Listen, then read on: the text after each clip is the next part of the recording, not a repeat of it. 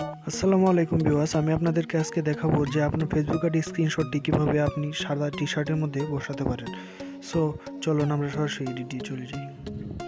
আমরা ফার্স্টেই চলে যাব পিকসার্টে, কারণ পিকসার্ট ছাড়া এই পিকটি কোনো অ্যাপসে এডিট করা যায় না। হ্যাঁ, আপনি অবশ্যই একটি টি শার্টের ছবি অথবা পিক যে কোনো অ্যাপস দিয়ে ডাউনলোড করে নামিয়ে নেবেন।